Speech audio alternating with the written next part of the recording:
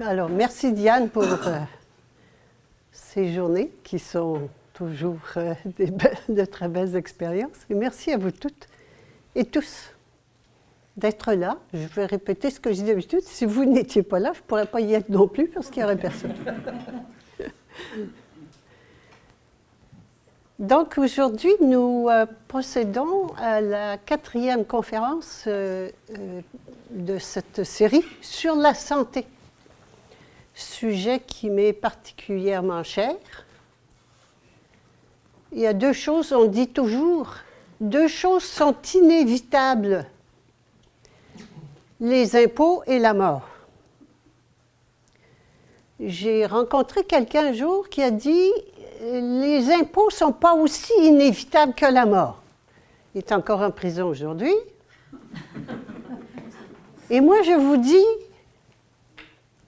les impôts et la mort sont évitables. Mais si je ne sais pas que la mort est évitable, qu'elle n'existe pas, je vais continuer à payer l'impôt ou pas payer l'impôt et me rebeller et je n'apprendrai jamais. Alors souvent on me demande comment fait-on pour ne plus payer l'impôt? Et je leur dis c'est une question de conscience. Alors on va commencer aujourd'hui par le début, c'est-à-dire de voir comment on va, j'allais dire conquérir, atteindre la santé illimitée. La santé illimitée, ça veut dire quoi? Ça veut dire la santé parfaite. Ça veut dire je suis toujours en parfaite santé, pas une fois de temps en temps, toujours en parfaite santé, aucun problème. La deuxième chose, ça veut dire la jeunesse éternelle. Bon, j'arrête de vieillir. Le vieillissement, c'est de l'usure. On va voir comment on va arrêter ça. Et le troisième, ça veut dire l'immortalité physique. L'immortalité physique, on pense toujours que si je vais être prise pour rester là pendant 200 ans, 300 ans, 500 ans, c'est déjà pas drôle comme c'est là, imaginez-vous, tout ce temps-là, ça n'a rien à voir avec ça. L'immortalité, c'est la vie sans mort. Il n'y a plus de mort. Pourquoi? Parce que je n'y crois plus. Ça n'est plus, la mort n'est plus une réalité pour moi. Alors c'est un autre, on parle d'autre chose, on parle d'un autre monde qui est le monde de vérité. Nous sommes dans un monde de mensonges. On l'a vu l'autre jour quand on a vu la médecine nouvelle de la mer et toutes les trois médecines qu'on a vues, la médecine conventionnelle, médecine alternative et médecine nouvelle de la mer. Tout ça se passe dans la biologie, dans le monde de mensonges. Et je vous avais promis, on va voir comment on sort de la biologie. Alors, pour sortir du monde de mensonges, il faut déjà voir par où on est rentré. Une fois qu'on va trouver la porte d'entrée, on va pouvoir trouver la porte de sortie.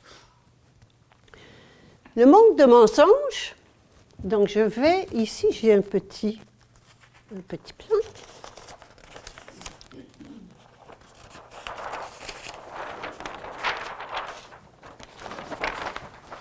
On va d'abord voir la biologie. Hein? La biologie, qu'est-ce que c'est que la biologie et où est le problème qui fait qu'on est malade? Parce que, on a vu l'autre jour, la biologie se passe dans le corps. Or, nous sommes l'être humain. Être humain veut dire, être, c'est l'esprit, et humain veut dire humus, la terre. Alors, c'est l'esprit et la matière. Nous sommes les deux. D'où le mot individualité. Il y en a deux. Mais ils sont indivisibles.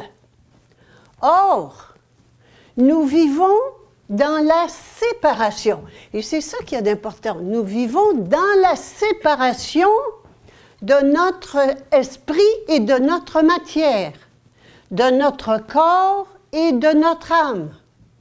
Et comme nous sommes divisés, nous nous retrouvons dans un corps, nous nous occupons du corps seulement. Nous sommes dans un monde d'illusion.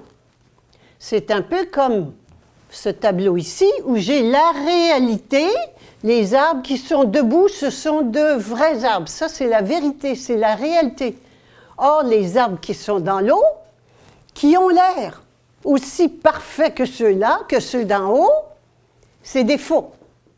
Qui arrivent, par exemple, à un coup de vent, ils ont l'air tout plissés, l'eau est toute plissée, puis on dit ils sont vieux.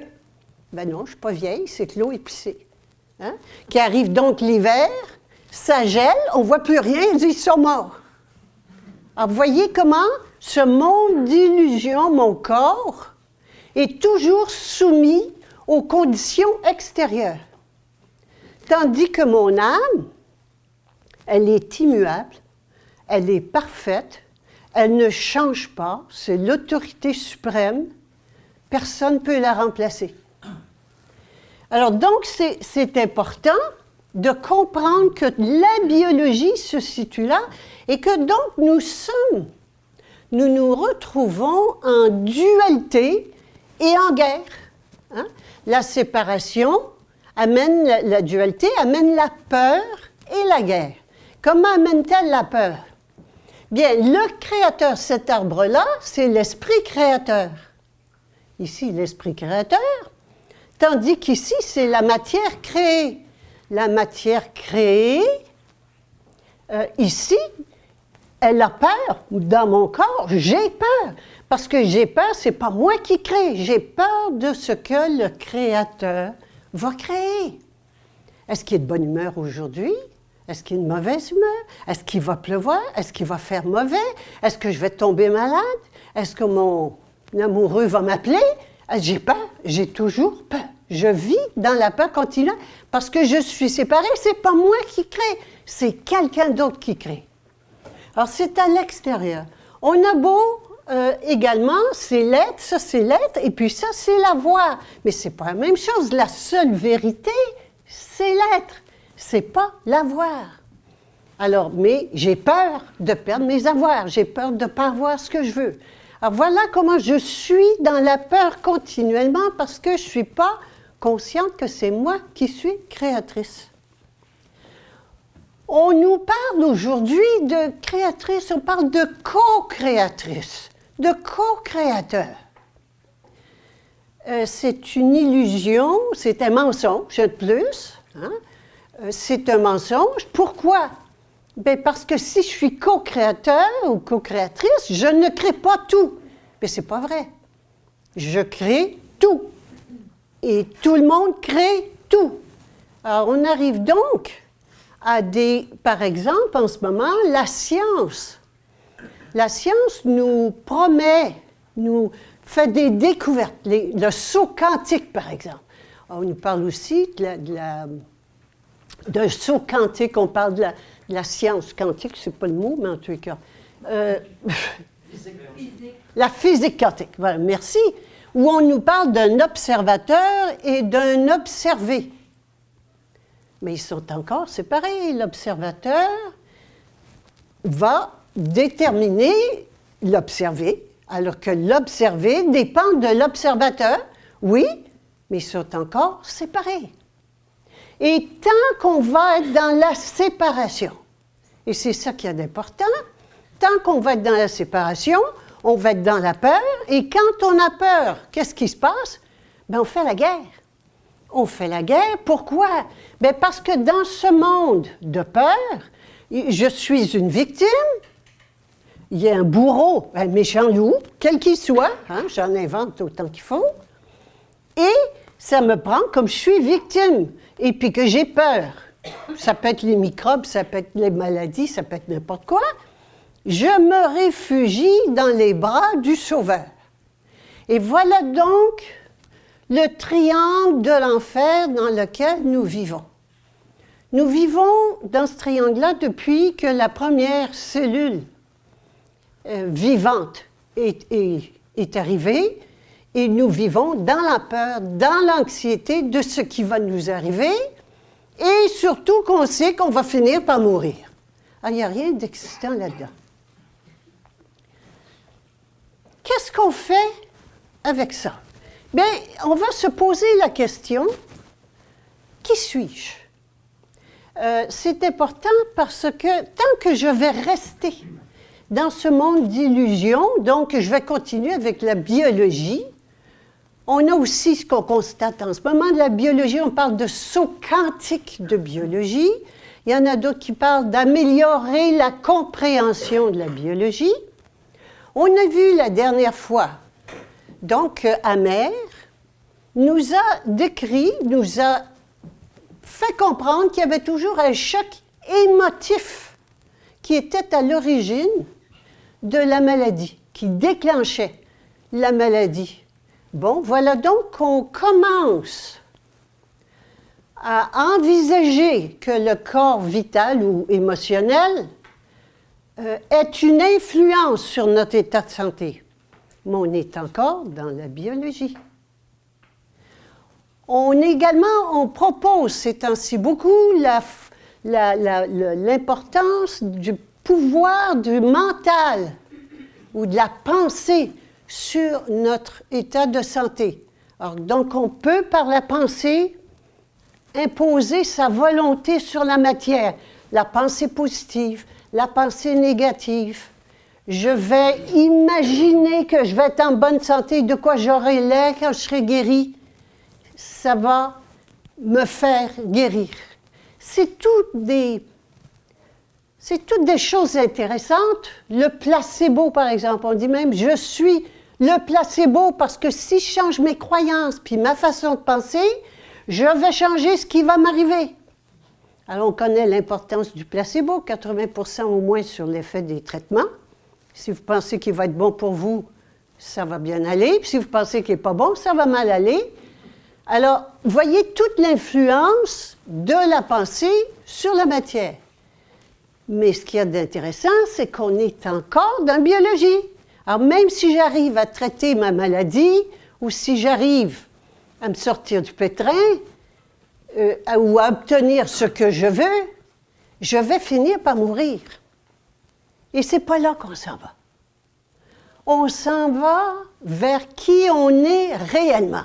Et voilà donc la question à se poser, qui suis-je? Je suis les deux. Je suis un être humain. Je suis donc et l'esprit et la matière. Et c'est en faisant l'union de l'esprit et de la matière que je vais pouvoir devenir qui je suis. Comment se fait-il que l'esprit, qui est parfait, l'esprit parfait, il est immortel? Comment se fait-il que les arbres dans l'eau est immuable? Ça ne peut pas changer, ça. C'est parfait, immortel, immuable.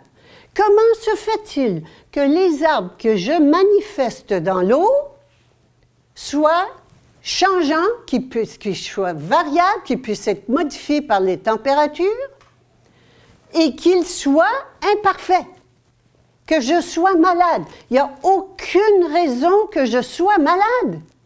Parce que c'est moi qui crée mon corps, à mon image et à ma ressemblance. Où est le problème? Et voilà donc toute la question qu'on va soulever aujourd'hui, puis à laquelle on va trouver une réponse. On me dit souvent que je suis radicale. Je ne sais pas pourquoi, mais moi j'aime ça. J'aime cela. Pourquoi? Bien parce que radical, ça veut dire aller à la racine du problème. Radical, racine du problème. On cherche toujours, on se limite à la cause qui donne l'effet. La cause qui donne l'effet. Des fois, on va aller à la cause de la cause. Ah, un pas de plus. Oui, mais on n'est toujours pas à la racine. Quelle est la racine de ce monde de mensonges? C'est ça qui est important. Et la racine, c'est la séparation. Je l'appelle le mensonge originel. Le premier mensonge. Quel est-il? C'est la séparation. Je me prends pour une pauvre créature, alors que je suis et la créatrice et la créature. Je suis les deux. Et quand je fais l'union créatrice-créature, wow, c'est pas, j'ai plus peur. La peur est remplacée par l'amour et la guerre est remplacée par la paix. C'est comme ça que je vais atteindre l'amour véritable, pas celui je t'aime, ma chérie ou mon chéri, hein? Le faux amour dont on fait beaucoup d'états, mais on va connaître le vrai amour et la vraie paix. C'est ce que nous avons vu la dernière fois. Quand on avait médecine de la mère, on s'est dit médecine de la mère et toute la biologie, ça reste dans ce monde de mensonges. Mais si je me souviens de qui je suis, c'est-à-dire dièse créatrice illimitée, créatrice de quoi? De l'univers. Et encore, je vous répète, pas co-créatrice. Co-créatrice, c'est que je crée un petit morceau, un petit coin, puis, ou bien je suis co-créatrice avec Dieu aussi. Alors, les religions, encore là, les religions nous ont toujours dit hein, que le Père est séparé. Alors, Jésus, si c'est vrai, puis je ne sais rien si c'est vrai, mais Jésus parlait toujours de son Père qui est au ciel. Mais nous, on est sur la terre, nous, les pauvres pécheurs et pécheresses. Tu es poussière et tu redeviendras poussière. Alors, regardez ce qu'on a appris et ce que l'on véhicule. C'est pas grave qu'on l'a appris, mais on n'a pas besoin de continuer à y croire. Et c'est cette séparation, donc, à laquelle il faut, qui est la cause profonde. Mais quand je vais faire l'union âme-corps, c'est-à-dire que je comble cette séparation, j'élimine la séparation, que ce soit un vide ou bien que ce soit un mur, c'est pareil, c'est ce qui sépare l'âme du corps. Et c'est cette union âme-corps qui est la première étape à atteindre pour sortir de la biologie. Donc, la première étape, pour retrouver la bonne santé s'il y a une maladie, ça va être justement de sortir du conflit, comme on a vu la dernière fois, mais là, on s'en va cette fois-ci hors biologie. On va sortir de la biologie et c'est là qu'on va trouver, sans besoin, la santé illimitée et l'amour véritable.